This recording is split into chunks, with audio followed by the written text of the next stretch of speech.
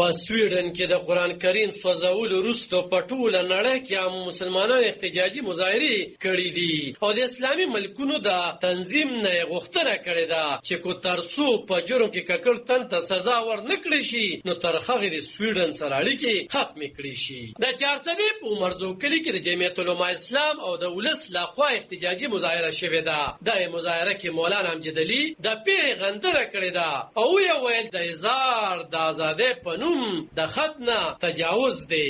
زمونږ مقصد هم دغه دی چې څنګه هغه د ګورنمنت د احتجاج اعلان کړو او احتجاج اجازه ته ورکړو، نن مونږ د خپل عدالتي نظام نه، د خپل ګورنمنتي نظام نه او د خپل ټول اعلی او حکامو نه دغه فرزور مطالبه کوو چې هغوی احتجاج په دغه ذریعه وکړو. نن سره په احتجاج باندې مؤمنان مسلمانان رونه دي، سریعام د هغه د ملک نه بل ملک بدر کړی شي د هغوی سفیر، کله د مسلمانانو رونو تلار ورکړي شي نو دوی به د خپل قرآن د عظمت تپوس د سویډن په دغه سرزمین باندې د یادونه ده چې د غټ اختر په لومړی ورځ په سویډن کې میشو عراقي نزاد سلوان مومیکا نومې تن د جومات مړي ته قرآن کریم سوځولی و او ویلي چې هغه مذهب او آسماني کتابونه نه مني او دا حق ورته عدالت ورکړی دی. خو مولانا بحرالله قانی او مولانا احیار وایي چې شرغن او اخلاقا هیڅ یو تن ته حق نه دی ترلاسه چې هغه د چا د مذهب د مقدسانو پکاوي وکړي،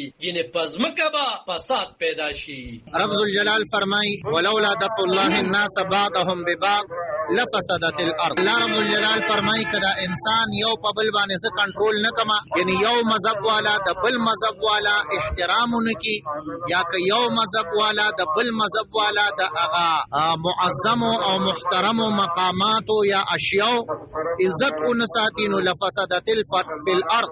بیا په پزماکه کې فساد راځي. دکا چې ماته زما جمعات عزیز دی، ماته زما مسجد عزیز دی، ماته زما مولا عزیز دی، زما مدرسه عزیز ده، نو زه د هغه د هم مقدس مقاماتو خیال ساتم